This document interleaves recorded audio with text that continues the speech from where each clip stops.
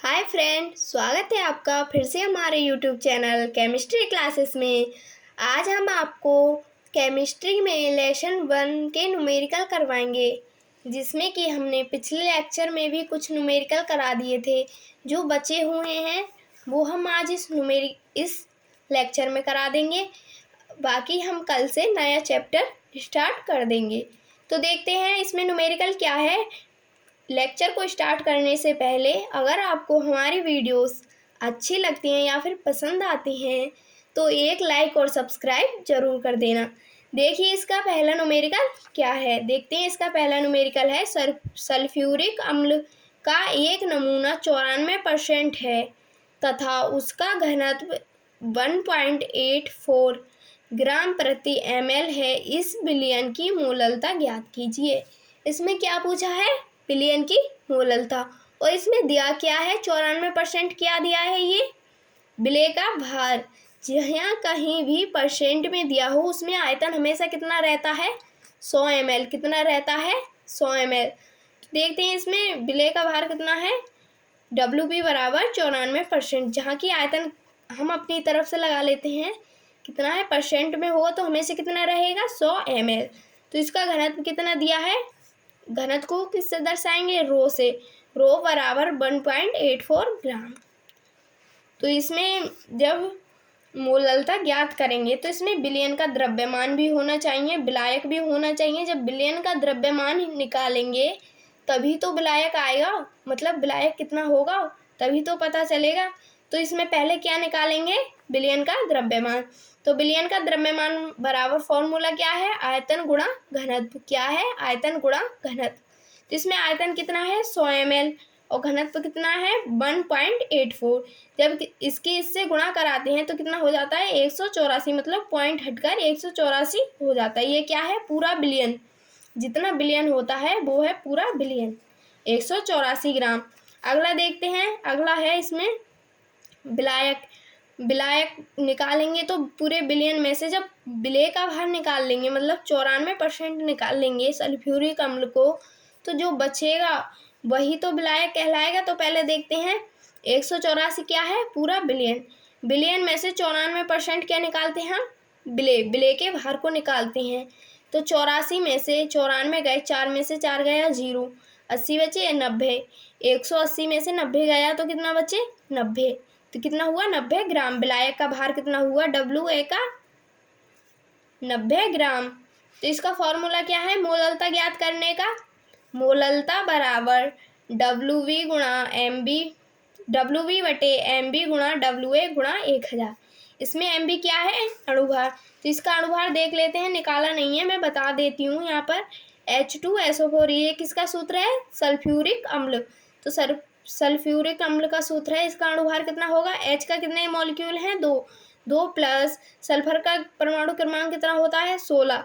16 दूनी 32 प्लस 4 कितना है? ये ऑक्सीजन के अणु कितने हैं? 4 गुणा O का कितना होता है? 8। तो इसका परमाणु भार कितना हुआ? 8 दूनी 16, 4 गुणा 16, 16 चौका 64 प्लस 32 प्लस 2। जब इनको जोड़ते हैं तो कितना आता है? 98।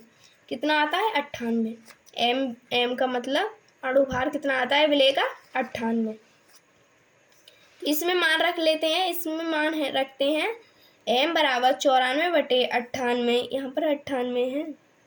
98 गुणा 90 गुणा 1000। कितने हुए? 1000। 1 0 से 1 0 कट गया। अब इसकी गुणा करते हैं। पहले देख लेते हैं। 9400 मतलब 9400। यहाँ पर कितने हो गए? बराबर 9400। बटे में लिख लेते हैं 9 एकम 9, 9 दूनी, मतलब ऐसे करते हैं तो 9 एकम 9, 9 दूनी 18, 9 तीस 27, 9 चौक 36, 9 पचे 45, 9 अट्ठे 72। कितने हुए? 9 अट्ठे 72 के 2 हाथ से 7, 9 निम 81। 81 में 7 जोड़ेंगे तो कितना हो जाएगा? 7 जोड़ेंगे 81 में तो 8, हाँ 88 हो जाएगा। कितना हो जाएगा? 88। तो इसमें नीचे कितना है? 882। जब इसको इससे काटेंगे तो 8 एकम 8, 8 दूनी 16, ये ज़्यादा हो जाएगा। इसकी लगभग मान जाएगा 10.6। इसका मान कितना आएगा? M बराबर 10.6। किसकी मोललता बराबर 10.6 आ गया इसका आंसर।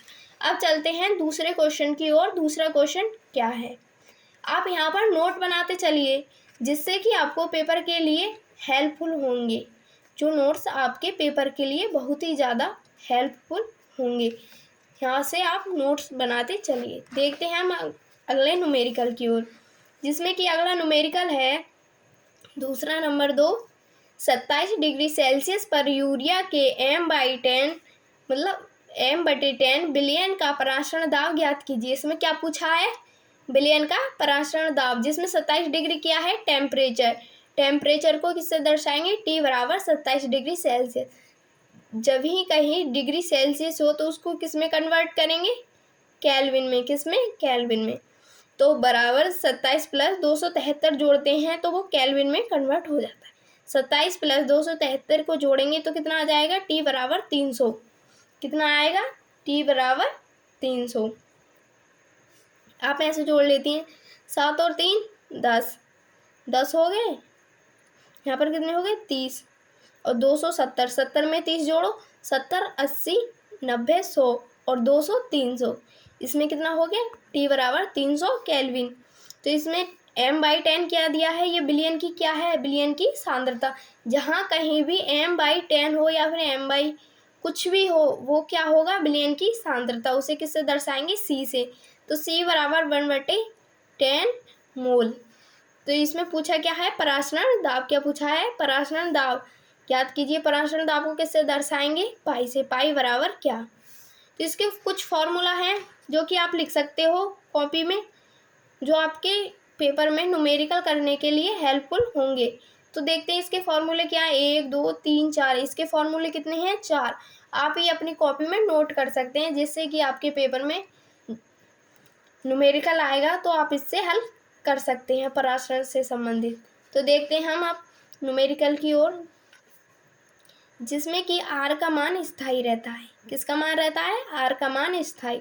0.0821 ये मान कोई सा भी सवाल हो या तो फिर दिया होगा, नहीं दिया होगा तो आप अपने लंग से लगा लेना, इसका मान हमेशा स्थायी रहता है। तो पाई बराबर, इसमें फॉर्मूला कौन सा लगेगा? जिसमें R भी दिया है, पाई भी दिया है, C भी दिया है और T भी दिया है। तो इसमें कौन सा फॉर्मूला लगेगा? नंबर 1 वाला। कौन सा? पाई बराबर CRT। तो पाई बराबर CRT, ये क्या है इसका फॉर्मूला। पाई को हम P से, पराशरण दाब को P से भी दर्शा सकते हैं और पाई से भी। तो देखते हैं, पाई बराबर C का मान कितना दिया है? 1/10 गुणा 0.0821 गुणा 300। 0 से 0 कट गया, यहाँ पर कितने बचे? 0.0821 यहाँ पर हो गए गुणा 3। कितने हो गए? गुणा 3। यहाँ पर 0 को साथ लेकर चलते हैं। 3 ही कम 3, 3 दूनी 6, 8 का 8 और 2 16, 8 3 24। कितने हो गए? 24। इसमें देखो पॉइंट कितने के बाद लगा है?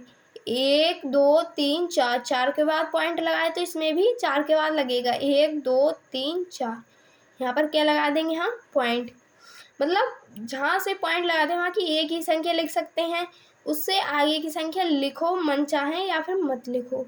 तो इसमें लिखते हैं 2.4। ये क्या आ गया? इसका पराशरण दाब। क्या आ गया इसका आंसर? अब चलते हैं दूसरे क्वेश्चन की ओर। इसमें दूसरा क्वेश्चन क्या है? मतलब अब चलते हैं तीसरे क्वेश्चन की ओर। देखते हैं आखिर तीसरा क्वेश्चन है क्या। चलते हैं, देखते हैं इसमें तीसरा क्वेश्चन है। ये देखते हैं, 0 डिग्री सेल्सियस पर 30% यूरिया विलयन का पराशरण दाब ज्ञात कीजिए। ये भी न्यूमेरिकल पिछले वाले न्यूमेरिकल की ही तरह है, बस इसमें थोड़ा अलग है। उसमें दिया था 27 डिग्री सेल्सियस, इसमें दिया है 0 डिग्री सेल्सियस। पूछा गया है पराशरण दाब। इसमें टी का मान क्या है? 0 डिग्री सेल्सियस। सेल्सियस को किससे में कन्वर्ट करेंगे? केल्विन में। केल्विन में कन्वर्ट करते हैं तो 273 से क्या करते हैं? इसको कन्वर्ट मतलब जोड़ते हैं। तो इसके टी का मान केल्विन में कितना आ गया? 273। तो जिसमें बिले का भार कितना दिया है? Urea 30% WV। तो लिखते हैं इसमें आयतन कितना मानते हैं? 100। मैंने बताया था पिछले न्यूमेरिकल में, जहाँ कहीं भी प्रतिशत हो उसमें आयतन हमेशा कितना रहता है? 100 ml। अब ml को इसमें चेंज होगा, ml को लीटर में करेंगे, मिलीलीटर को लीटर में, ml को लीटर में चेंज करते हैं तो 100 में 1000 से भाग करते हैं तो इसको भाग करने पर कितना आता है? 0.1 लीटर। तो इसमें यूरिया का अणुभार देखते हैं। पहले इसमें यूरिया दिया है, तो इसमें यूरिया का अणुभार है NH2CO NH2 बराबर सात, मतलब इनके नाइट्रोजन का परमाणु क्रमांक क्या होता है 7, इसका भी 7, इसका भी 7, 7 दूनी 14 और 14 दूनी 28 प्लस 2 और 2 4 प्लस कितने हो गए 4, यहाँ पर कितना बचा C और O, C का कितना है 6, 6 दूनी 12 प्लस ऑक्सीजन के कितना है 8, 8 दूनी 16, जब इनको जोड़ेंगे तो कितना आएगा 60। तो इसमें यूरिया का अणुभार कितना आया 60। तो इसमें मैंने बताया था आर का मान स्थायी रहता है, जिसमें आर का मान है 0.0821, इसमें लिखा भी है स्थायी। इसमें पूछा क्या है, परासरण दाब को P से भी दर्शा सकते हैं, पाई से भी। क्या पूछा है, परासरण दाब, इसका फॉर्मूला है पाई बराबर WB MB गुणा V गुणा RT। इसमें ये वाला लगाते हैं क्योंकि इसमें आयतन भी दिया है, विलेय भी दिया है और अणुभार भी है और इसमें आर का मान भी है और टेम्परेचर भी दिया है, इसलिए इसमें ये वाला फॉर्मूला लगाएंगे। तो चलते हैं अब आगे की ओर। इसमें मान रखने पर WB विलेय का मान कितना दिया है, इसमें 30% कितना दिया है 30% बटे 60 गुणा 0.1, अणुभार कितना आया 60 और आयतन कितना हो गया लीटर में 0.1 गुणा 0.0821 गुणा 273, क्या था इसका टेम्परेचर T का मान आ गया। तो 30 दूनी 60 कितने हो गए 30 दूनी 60, इसमें लिख लेते हैं, ये कट गया ये कट गया, यहाँ पर लिखते हैं 0.0821 गुणा 273 बटे यहाँ पर 2 और 0.0 कितना आ गया 0.2। अब 2 से इसे काट लेते हैं, 2 एकम 2, 2 चौक 8 और 2 एकम 2, यहाँ पर 1 बचा, 273 एकम 73 एकम कम 273, तो इसका कितना आ गया 41 गुणा 273। जब 41 की गुणा 273 से करेंगे तो कितना आएगा 112.3 या फिर 03 आप लगा सकते हो, आप करके देख लो। यहाँ पर 273 गुणा 41 कितना 41, यहाँ पर 3 7 2 4 दूनी 8 4 3 12 के 2 हासिल 1, 7 कम 7 7 दूनी 14 7 1 की 7 चौक 28 और 1 29 29 के 9 9 हो गए हासिल 2 और 4 दूनी 8 8 और 2 8 और 2 कितना हुआ 8 9 10 कितना हुआ 10। अब इसको जोड़ लेते हैं, 3 हो गया ये 7 8 9, यहाँ पर कितना हो गया 9, 3 हो गया ये 7 8 9, यहाँ पर कितना हो गया 9, यहाँ पर कितना हुआ 9 10 और 9 10 11 9 10 11 11 हो गया। यहाँ पर सॉरी 12 होगा शायद, थोड़ी कन्फ्यूज़न सी हो रही है। 12 का 1 हासिल 2, यहाँ पर 11 हो, मतलब 10 है तो 1 हासिल कितना हो गया 9 10 9 10 11 हो गया, सॉरी यहाँ पर हो गया 11, कितना हुआ 11 11 का है हासिल 1, तो 10 और 1 11, सॉरी इसमें कन्फ्यूज़न सी हो रही है थोड़ी सी, मैं आपको बता देती हूँ। इसका मान आप कैलकुलेट कर देख लेना, इसका मान आएगा 112, कितना आएगा 112 यहाँ पर, या फिर मैं आपको दोबारा कैलकुलेट कर बता देती हूँ। 273 41 गुणा इसका मान आएगा 1 3 3 1 7 7 1 दूनी 2 कितने आ गए 2, इसमें लिख देते 4 कम 4 4 दूनी 8 4 3 12 12 के 2 कितने आ गए 12 के 2 हासिल 1, कितना आ गया हासिल 1, 7 कम 7 7 दूनी 14 7 1 की 7 चौक 28 28 और 1 29 29 का कितना आ गया 9 हासिल 29 का आ गया 9 हासिल 2, 4 कम 4 4 दूनी 8 और 2 8 और 2 8 9 10 कितना हो गया यहाँ पर 10, ये देख लो 10 हो गया। अब इसको जोड़ते हैं, 3 यहाँ पर आ गया 7 8 9, यहाँ पर आ गया 9, कितना आ गया 9 और यहाँ पर कितना बचा 9 और 2 कितना हुआ 9 10 11, 11 का 1 हासिल 1, 10 और 1 11, 9 11, इसका पॉइंट आएगा 11.1 आएगा। इसका थोड़ा गलत हो गया था, इसका आएगा 11.1 आंसर। कितना आएगा? 11.1 आंसर। तो देखते हैं, अब चलते हैं अगले न्यूमेरिकल की ओर। अगला न्यूमेरिकल है क्या आखिर, देखते हैं चौथे न्यूमेरिकल की ओर। इसमें चौथा न्यूमेरिकल है 72 ग्राम जल तथा 92 ग्राम एथिल अल्कोहल के मिश्रण में दोनों का मोल प्रभाव ज्ञात कीजिए। इसमें क्या पूछा है? मोल प्रभाव जल का और एथिल अल्कोहल का। तो इसमें जल का भार कितना दिया है? विलेय का भार 72 ग्राम और एथिल अल्कोहल का दिया है 92 ग्राम, जिसको WA से कर देंगे, मतलब जो ज़्यादा होगा उसे विलायक, जो कम होगा उसे विलेय। जिसमें कि जल का अणुभार निकालते हैं तो कितना आता है? 18, ये आप निकाल लेना।